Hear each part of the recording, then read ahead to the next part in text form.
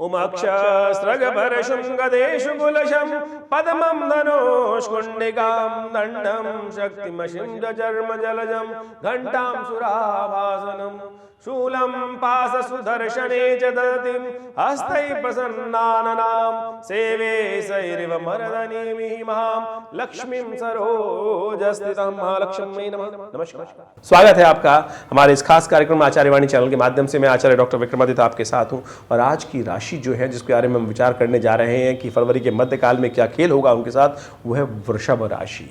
शुक्र प्रधान राशि वृषभ राशि वालों के लिए भाग्य जगाने का समय चल रहा है।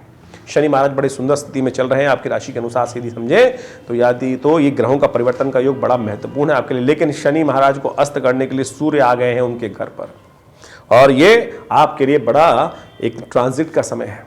फरवरी का मध्यकाल, सूर्य परिवर्तन की तरफ जाएंगे, बुध अस्त हो जाएंगे, फिर परिवर्तन करेंगे। ऐसे में शनि महाराज अस्त हो जाएंगे, शुक्र भी परिवर्तन की तरफ जाएंगे, मंगल आपके भाग्य में बैठे हुए हैं, शुक्र मंगल का योग भाग्य में होने वाला है। तो वृषभ राशि वालों क्या खेल आपके साथ होने वाला है फरवरी में, आपको सिलसिलेवार तरीके से पहले समझ लेना चाहिए जिससे आप उस समय के लिए अपने आप को तैयार कर सकें। तो ये जो ग्रहों का योगायोग है पूरे विश्व के लिए बड़ा विचित्र बन रहा है। सूर्य और शनि का योग विशेष तौर पर, साथ में बुध का योग होना, ये विश्व में विप्लवकारी है, कष्टकारी है, द्वंद्वात्मक स्थिति उत्पन्न कर रहा है। कुछ नया परिवर्तन हो सकता है, नया युद्ध आरंभ हो सकता है। ऐसे में आपके मनोमस्तिष्क में जो युद्ध चल रहा है उसको आप कैसे कंट्रोल करेंगे, ग्रहों की स्थिति कैसी रहेगी, उसके लिए हम सिलसिलेवार तरीके से बताएंगे आपको। जब ग्रहों की स्थिति परिवर्तित होती है, कुछ अच्छे कुछ खराब स्थिति बनते हैं और कई मुहूर्त भी बनते हैं, उस मुहूर्तों का लाभ ले लिया जाए समय पर तो बिल्कुल सुंदर तरीके से आप कष्टों को दूर कर सकते हैं। तो समझे वृषभ राशि वालों ग्रहों का योग कैसा है। 14 फरवरी को बसंत पंचमी का अवसर है और साथ साथ ग्रह का परिवर्तन का योग बन रहा है। उस दिन श्री पंचमी भी है, महालक्ष्मी को प्रसन्न करने का दिवस भी है। और तो ध्यान रखते हुए कार्य करें। मंगल का विशेष तौर पर जो पदार्पण हो रहा है, चंद्रमा का पदार्पण 12वें भाव में, ये धन आने और जाने दोनों के योग बना सकता है। बृहस्पति पहले से विद्यमान है और वहाँ पर चंद्रमा का जाना ये थोड़ा सा आपके लिए कष्टकारी हो सकता है, ध्यान रखते हुए कार्य करें। इस दिन भगवती विशेष तौर पर सरस्वती का पूजन, बसंत पंचमी है उस दिन किया जाता है। तो क्या करें, भगवती सरस्वती का मंत्र है या देवी सर्वभूतेषु बुद्धि रूपेण संस्थिता नमस्तस्यै नमस्तस्यै नमस्तस्यै नमो नमः, इसका मंत्र का जप करें और पीले चावल, मीठे चावल बनाकर दान करें। केसर युक्त हलवा, केसर का तिलक लगाएं कुछ दिन लगातार, क्योंकि बृहस्पति वहाँ पर बैठे हुए हैं अकेले। अब शनि का अंकुश हट गया है और वहाँ थोड़ा खर्चे बढ़ाने के योग बना सकते हैं। तो ऐसे में ध्यान रखिएगा, बाल मत कटवाइएगा। एक महीना बालों से बचते हुए बालों को लंबा रखने का प्रयास करना चाहिए। नित्यपति तिलक लगाना चाहिए केसर का, ये उपाय अवश्य कीजिएगा, नहीं तो खर्चे 1 महीने तक आपको बेनता परेशान करेंगे, अननेसेसरी नुकसान होगा, जुर्माना होगा। इन सब चीज़ों को समझते हुए कार्य करें। 15 फरवरी को विशेष तौर पर समझ लीजिए, ये वृषभ राशि वालों के लिए बता रहे हैं। 15 फरवरी को षष्ठी तिथि है और साथ साथ गुरुवार का अवसर है। ग्रह थोड़े से भारी हैं, धन आने के योग है लेकिन साथ साथ जाने के योग भी बने हुए हैं। तो आपको बैरियर लगाना पड़ेगा, बुद्धि का उपयोग करते हुए कार्य करना पड़ेगा। ऐसे में गुरुजन का पूजन करें, बृहस्पति को थोड़ी शक्ति देने का प्रयास करें। केसर का तिलक या पीता विशेष तौर पर हल्दी का तिलक लगाते हुए कार्य करने का प्रयास करें। गुरुजन का पूजन करें। अपनी बुद्धि के बजाय सामने वाले 2 राय करने वाले लोग हैं उनको साथ लेते हुए कार्य करने का प्रयास करें। ये सबसे श्रेष्ठ उपाय है, इसको ध्यान रखते हुए करना चाहिए। 16 फरवरी को ग्रहों का योग दिखाता है कि विशेष तौर पर सप्तमी तिथि का योग है, साथ साथ शुक्रवार का अवसर है और ये ग्रहों का योग विशेष तौर पर बहुत इंपॉर्टेंट है। सूर्य ने आपकी राशि पर विशेष तौर पर थोड़ा नेगेटिव प्रभाव उत्पन्न कर रखा है। सूर्य को ठीक करने के लिए हमने उपाय बताया था। देव कृपा से इस वक्त एक बहुत सुंदर योग बना है। 16 तारीख को आरोग्य सप्तमी है, रथ सप्तमी है, संतान सप्तमी है और साथ साथ सूर्य का जन्म दिवस है। शास्त्र में कहा जाता है अनादिकाल में भानु सप्तमी के दिन ही सूर्य ने प्रकाश देना आरंभ किया था। तो माघ मास की शुक्ल पक्ष की सप्तमी को भानु सप्तमी कहा जाता है। तो भगवान सूर्य को अर्घ जरूर दें। इस दिन हो सके तो चावल का और खासतौर पर उड़द का दान करने का प्रयास करें। ये सुंदर तरीके से आपके लिए कल्याणकारी योग बनेगा इस उपाय को, और पूरे महीने आपके लिए कल्याणकारी योग बनाएगा। क्योंकि शनि के जब तक अस्त रहेंगे तब तक आपकी राशि में थोड़ा सा भाग्य से कष्ट होने के योग बन सकते हैं, ध्यान रखते हुए कार्य करें। इस दिन भद्रा रहेगी करीब करीब 8:54 से लेकर रात्रि में 8 बजे तक। तो ध्यान रखते हुए कार्य करें और कोई नया कार्य आरंभ करना हो तो 8:54 से पहले उसको आरंभ कर लीजिएगा। फिर आप उसमें फ़ोन पे बात करें, कैसे भी करके आरंभ कर लीजिए। लेकिन उस काल में, भद्रा काल में नया प्रोजेक्ट हाथ में लेना, नया कार्य आरंभ करना कष्टकारी होता है। 17 फरवरी को अष्टमी तिथि है और शनिवार का अवसर है। सब जगह शनि का ही योग है। 17 नंबर 8, अष्टमी तिथि 8, शनि 8 नंबर। तो ये सब चीज़ दिखाती हैं कि शनि को प्रसन्न करने का सुंदर दिवस है और माँ भगवती दुर्गा अष्टमी का योग है। भगवती दुर्गा के सानिध्य से संपूर्ण रूप से कल्याण के योग बन सकते हैं। महाअष्टमी है, गुप्त नवरात्रि की महाअष्टमी। कोशिश करें माँ भगवती दुर्गा को प्रसन्न करने का प्रयास करें, उनके निमित्त कन्या पूजन करें, कन्याओं को विशेष तौर पर वस्त्र इत्यादि तर्पण दे। ऐसे में शनि को शक्ति प्राप्त करने के लिए बहुत ज़रूरी, क्योंकि आपकी राशि के अनुसार से शनि इस वक्त कमज़ोर हो गए हैं और उनको ये सब उपाय करके आप लाभ दे सकते हैं। कन्या पूजन करके समस्त प्रकार से सर्वार्थ सिद्ध योग रहेगा। नए कार्य आरंभ करने के लिए दिन अच्छा है। सुबह करीब 8:46 से लेकर अगले दिन सुबह सूर्योदय तक का ये योग है, लाभ लें।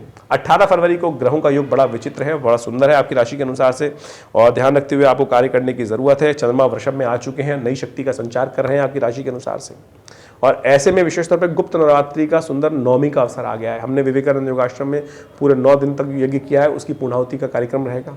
सादर आमंत्रित हैं सभी लोग। सुबह 7 बजे से पूजन आरंभ होगा, 8 बजे यज्ञ आरंभ होगा दुर्गा सप्तशती का, और करीब रात 11 बजे करीब दोपहर को भंडारे के साथ सुंदर पूर्णाहुति का कार्यक्रम रहेगा। जितने भी लोग हैं वो सब लोग आए, यज्ञ में सम्मिलित हों, माँ भगवती दुर्गा का सानिध्य लें। जो शिव विग्रह चमत्कारी है, 1947 में 500 साल पुराना भगवती का शिव विग्रह विवेकानंद योगाश्रम में आज प्रतिष्ठित है। ऐसी चमत्कारी विग्रह जो मनोकामना सिद्धि के लिए महानवमी के अवसर पर, गुप्त नवरात्रि के अवसर पर उनका दर्शन कर यज्ञ में सम्मिलित होते हैं, उनकी मनोकामना सिद्धि के योग बनते हैं। अद्भुत रूप से आपको इसका लाभ लेने का प्रयास करना चाहिए। 19 फरवरी को ग्रहों का योगायोग जो बन रहा है वो परिवर्तन का स्थिति उत्पन्न कर रहा है, खर्चे बढ़ाता दिखाई दे रहा है, लेकिन माँ के आशीर्वाद से आप कल्याण कर सकते हैं। बड़े माता पिता का आशीर्वाद लेते हुए कार्य करना आपके लिए अच्छा रहेगा। इस दिन बुध का भी परिवर्तन होने का योग बन रहा है, भाग्य से निकलकर दशम भाव में जाएंगे बुध। सूर्य वहाँ से पहले से विद्यमान है, तो आपको उपाय करने की ज़रूरत है। कुछ दिन लगातार गौ सेवा करें, गाय को पालक खिलाएं, हरी चीज़ों का दान करें। ये सुंदर उपाय कर आप लाभ ले सकते हैं, इनको सबको करना चाहिए। 20 फरवरी को ग्रह योग दिखाते हैं कि मंगलवार का अवसर, और उस दिन एकादशी रहेगी। एकादशी द्वादशी युक्त है, बहुत सुंदर है। स्मार्त और वैष्णव दोनों के लिए सुंदर तिथि बन रही है। भगवान कृष्ण ने युधिष्ठिर को सुंदर तरीके से संपूर्ण रूप से इसका लाभ बताया है। जया एकादशी, विजय प्राप्त करने वाली एकादशी। ऐसे में विशेष तौर पे ग्रह योग जो दिखा रहे हैं आपके लिए स्वास्थ्य के दृष्टिकोण से थोड़ा भारी समय दिखाई देता है। भगवान विष्णु का पूजन करें, उनका चरणामृत ग्रहण करें। चरणामृत ग्रहण करते वक्त मंत्र का उच्चारण किया जाता है, अकाल मृत्यु हरणम सर्वव्याधि विनाशनम विष्णु पादोत्कम पित्वा पुनर्जन्म न विद्यते। वास्तविक तौर पे ये इसी प्रकार का फल देने वाला है। श्रद्धा के साथ भगवान विष्णु का पूजन कर ये कार्य करें, संपूर्ण मनोरथ सिद्ध करने के योग बनेंगे। ग्रहों का परिवर्तन किस प्रकार से आपकी राशि में खेल खेल रहा है, इन सब को एनालाइज करने के लिए हम एक छोटे से तरीके से, यानी राशि के हिसाब से आपके समक्ष संपूर्ण रूप से दिन पर दिन क्या ग्रहों का योग रहेगा बताने का प्रयास करते हैं, और आप सबको भी इन चीज़ों को समझते हुए कार्य करने का प्रयास करना चाहिए।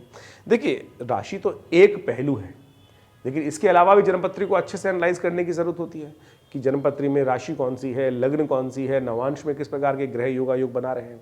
उन सब चीज़ों को यदि सही समझ लिया जाए तो बहुत सुंदर तरीके से आप अपने जीवन में किस प्रकार से समय आपको कहाँ ले जा रहा है वो अच्छे समझ सकते हैं। फिर भी बहुत सारे लोग इस बात पर भ्रांति में रहते हैं कि राशि तो जनरल है। जी हाँ, राशि तो जनरल है, लेकिन फिर भी उसी 12 राशियों में तो पूरा संसार विभाजित है, और उन 12 कैटेगरीज में हम बहुत सारी चीज़ों को एनालाइज कर सकते हैं ओवरऑल बड़े ब्रॉडर वे में।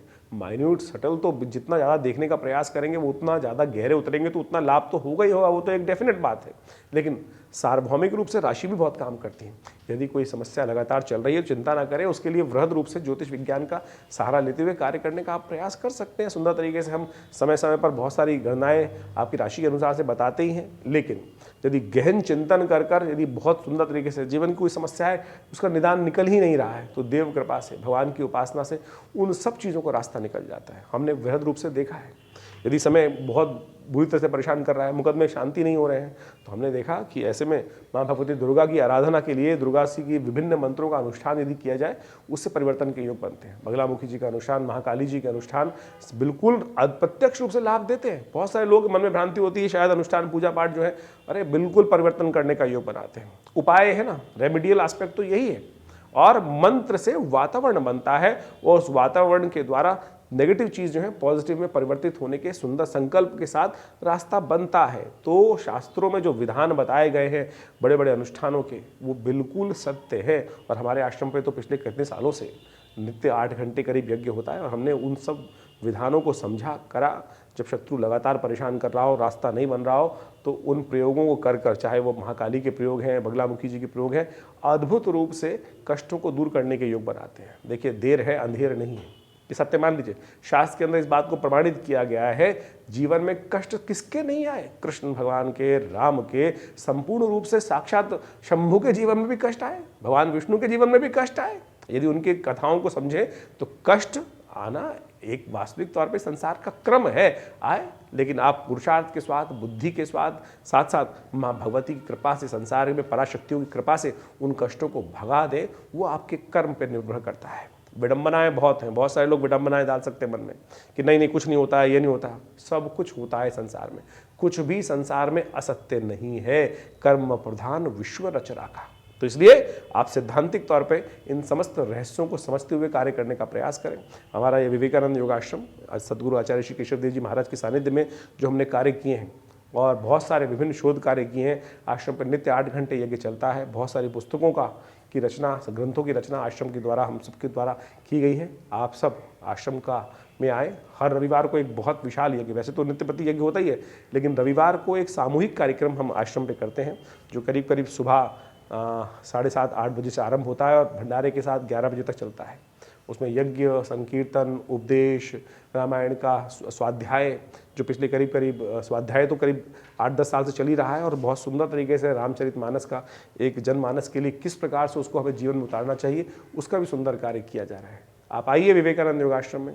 बहुत सुंदर गौशाला का सुंदर हमने की व्यवस्था करी है, भंडारे के सुंदर कार्यक्रम रहते हैं और बहुत सारे कार्य। विवेकानंद हॉस्पिटल बनाया गया है, योग, प्राकृतिक चिकित्सा, आयुर्वेद के संबंध में अद्भुत चिकित्साएं पूरे विश्व को दी जा रही हैं। भारत सरकार के पैनल पे है हॉस्पिटल, दिल्ली गवर्नमेंट के पैनल पे है और बहुत सारे लोग अपनी विभिन्न बीमारियों के लिए भी इस हमारे संस्थान का लाभ ले रहे हैं, चाहे वो कमर दर्द है, चाहे वो हृदय रोग है, चाहे वो लाइफस्टाइल डिसऑर्डर डिसीज़ हैं, डायबिटीज़ हैं। और योग इत्यादि के द्वारा, प्राकृतिक चिकित्सा, आयुर्वेद के द्वारा वास्तविक तौर पर लाभ होता है और हम सब उस क्षेत्र में कार्य कर रहे हैं। संपूर्ण जानकारी के लिए आप विवेकानंद योगाश्रम की जो फ़ोन नंबर्स हैं उन पर संपर्क साध सकते हैं और यदि जन्मपत्री के संबंध में कोई विचार विमर्श करना है तो बिल्कुल उसके लिए भी संपूर्ण व्यवस्थाएं विवेकानंद योगाश्रम में दी गई हैं। आप फ़ोन नंबर्स पे फ़ोन करके संपर्क साध सकते हैं और हमसे मिल सकते हैं। धन्यवाद, नमस्कार।